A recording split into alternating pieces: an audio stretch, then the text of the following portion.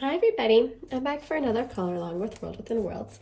I'm super excited because this is probably my favorite coloring book.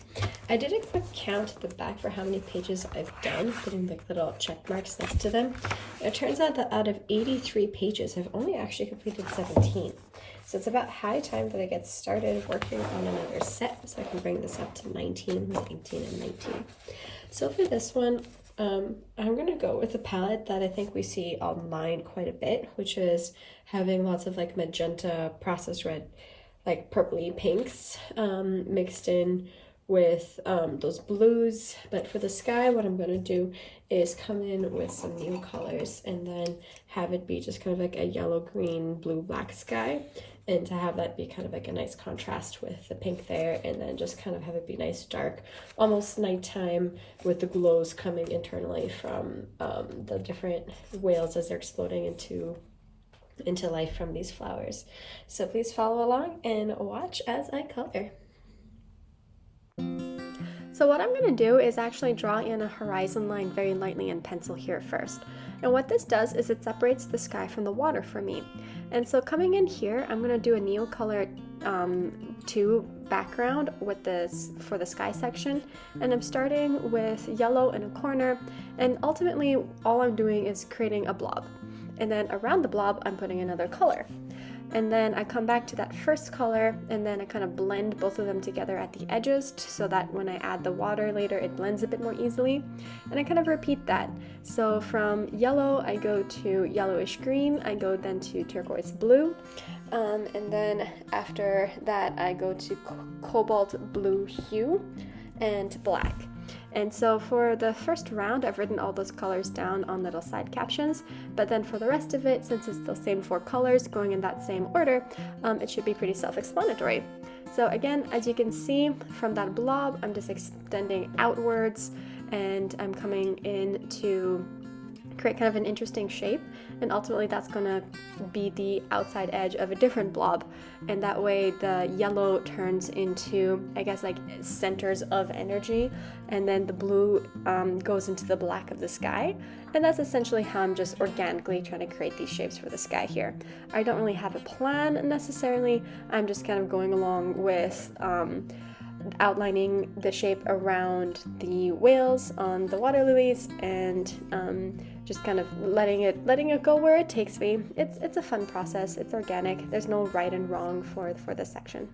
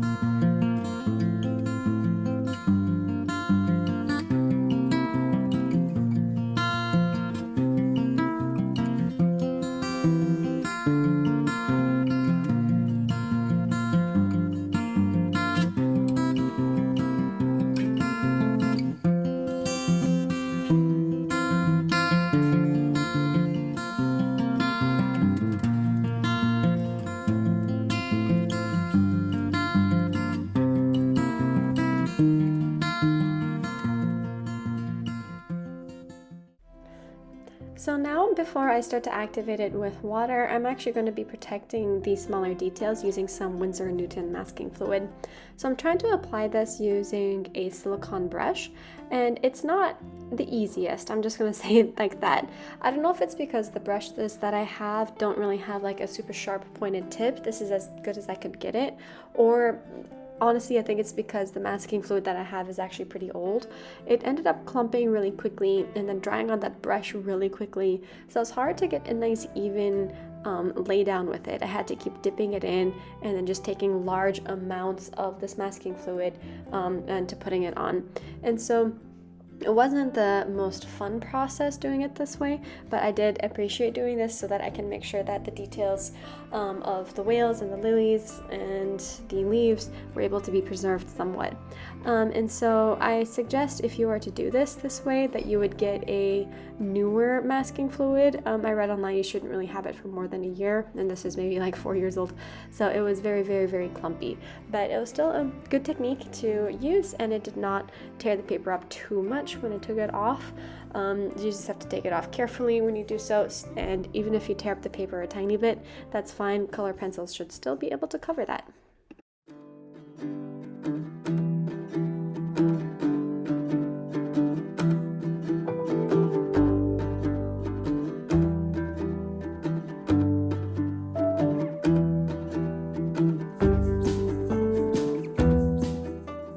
So here I'm coming into activating the background now using water, and I'm doing this using a water brush pen.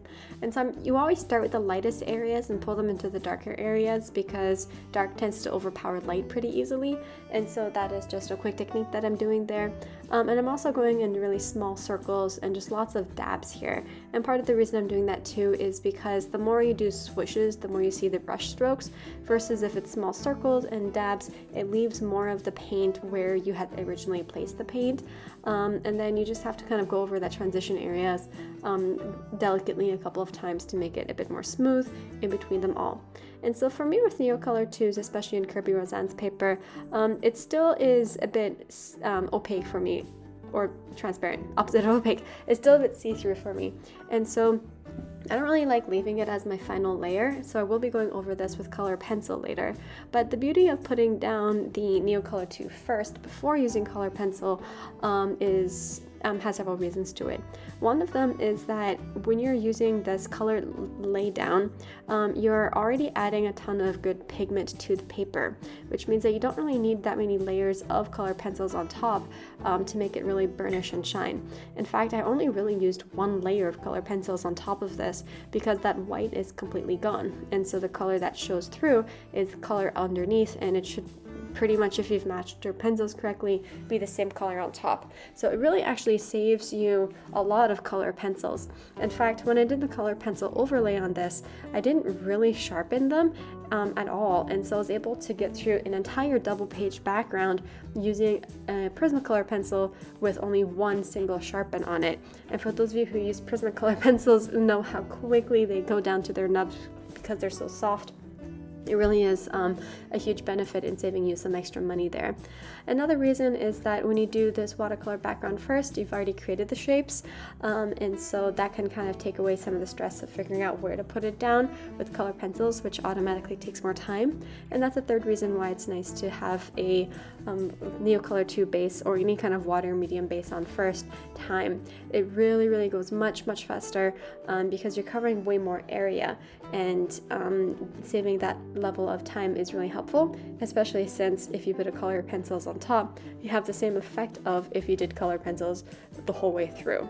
And so I do recommend using some kind of water base before color pencils if you're doing a large background like this, but still want that water, but still want the color pencil effect overall. It saves you time, it saves you the pencils, it saves you brain space in terms of thinking about where your colors go. So overall, highly recommend doing it this way.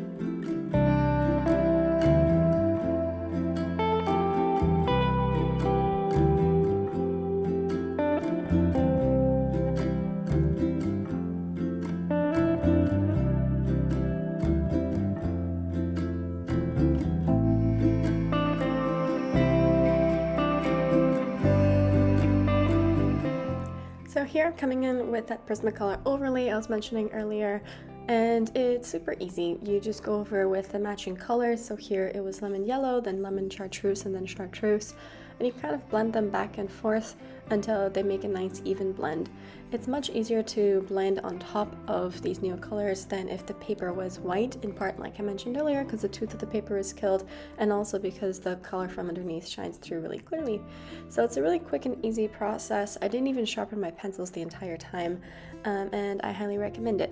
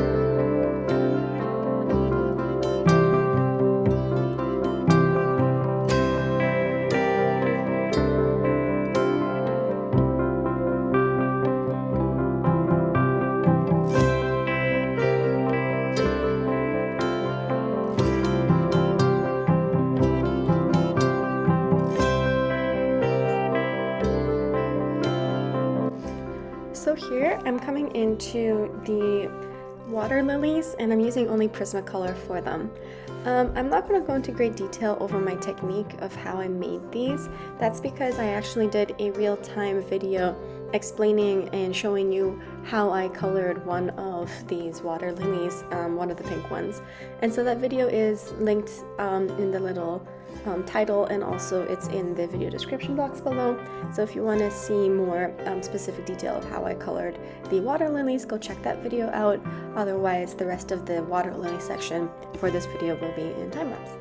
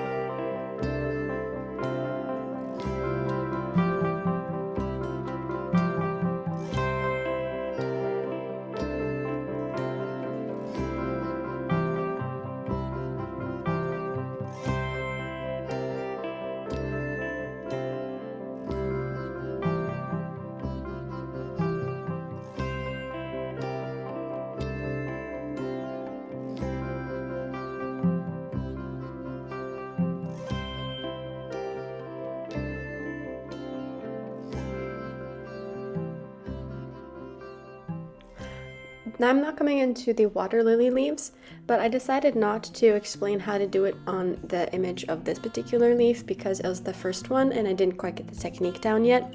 So enjoy watching it in high speed, and in a moment I'll show you how to do the technique on a nicer leaf example.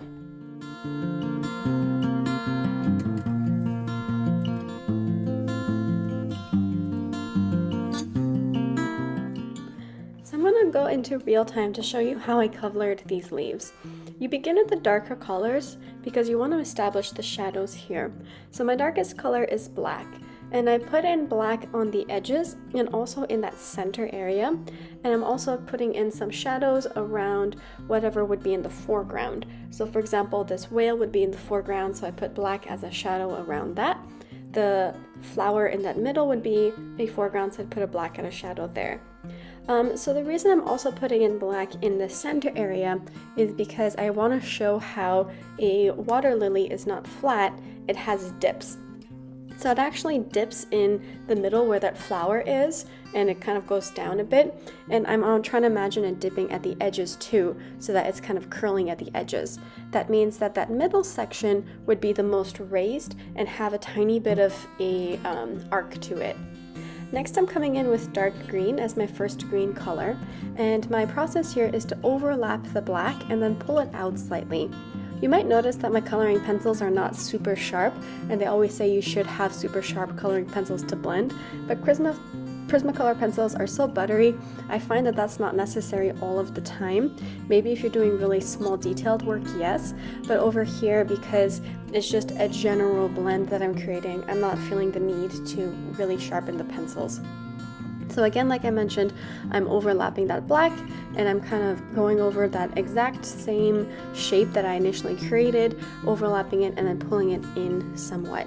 And I'm going to be doing that for the rest of these colors too, and leaving that center area white for the moment, and I'll show you what I do with that in a second.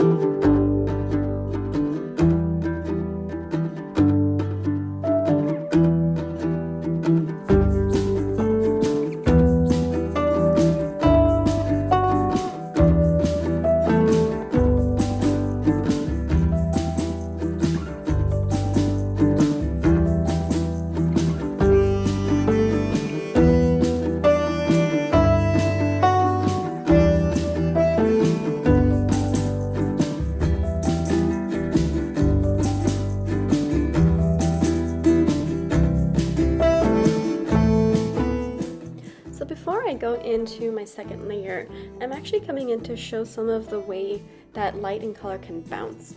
And so I'm starting with hot pink to show the reflection of that flower. I'm going into yellow to have it be a tiny bit of a reflection of that sky. And then I'm ending with a tiny bit of non-photo blue to show the reflection of the other part of that galaxy sky over there. And I'm trying to make them be just under where those elements are. And then I come in with my second layer, doing the exact same process, the exact same color order. So I'm speeding up the color video here to kind of show you that. And I allow it to kind of go over those pink and yellow and blue that I just put on, because what it does is it kind of puts it underneath as a layer, and yet there's still a hint of that reflection that's there, which allows for it to have a bit more depth, and also demonstrates that these leaves are a bit shiny without necessarily having to put in Posca pen white highlights on top. So that is the final trick that I have over here to show you my water lily leaves and how I created some depth with them. And like I said, just coming in over here with the remaining layers of color to kind of allow that to come into life, making sure that that center line is defined so that the raised edges are there and the contours are all present.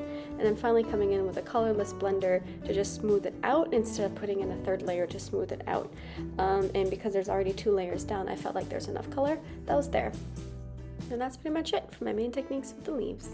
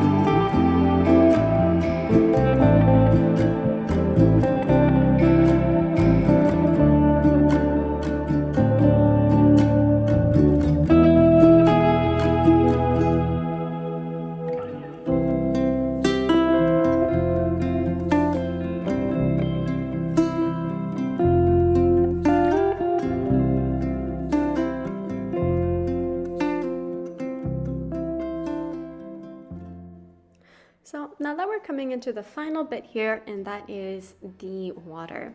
So I'm starting off by having some reflections from the sky. And so what I'm doing is I'm using those similar colors that I had in the sky, just simplifying it to just the lemon yellow, the light aqua, and the spring green. And I'm drawing little circular reflections of what that sky is in the water. And so what that do is it'll help show light kind of bouncing and also set it to be a bit more of a night scene. I'm now coming in with black. So the only colors I'm using for the water are black and indanthrone blue. And the reason I'm doing that is I want it to be much darker, as though it's really, really pitch black, just with the reflections of the sky and the water showing the main pieces of light. And as I'm putting down these layers, I'm allowing my pencil strokes to be a bit rougher, but I'm keeping them horizontal. And what that's doing is it's creating texture in the direction of the horizon, so it helps it with that water effect. I might cheat a tiny bit in the corners because I have a hard time reaching that with the pencil. So coming in here again with another second light layer, I'm making sure that I'm overlapping it slightly with the yellow that is there. I decided here to add in another quick reflection because I thought that would be nice to have in, and continuing with this first big layer with that indanthrone blue.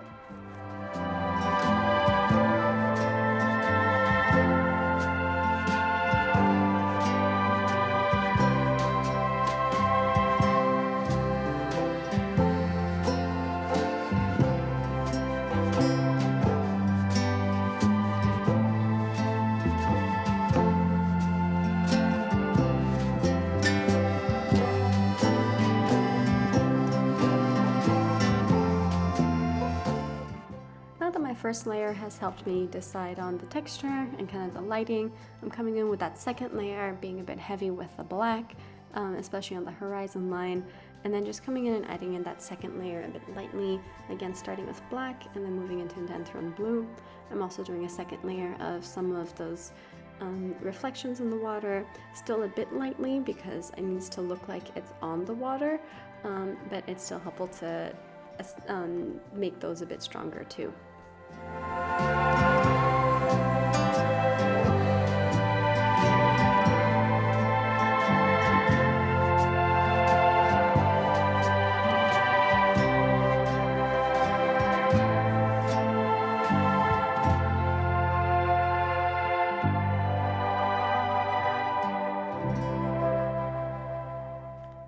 So now what I'm doing is I'm using the colorless blender to blend it out slightly, and that also helps combine the reflections with that water segment a bit too. Doing it this way when it's not fully colored in preserves some of that texture. And on top of the blenderless pencil, I'm coming in this time with black, even though the tooth of the paper is a bit more killed at this point. It just helps add that level of layer and depth while still preserving a bit of texture that was created. And so this way, the water is not completely smooth. It has those strokes, which could hopefully resemble moving water. And I'm just going back and forth between my black and my colorless blender for this. I'm no longer adding in any more indanthrone blue.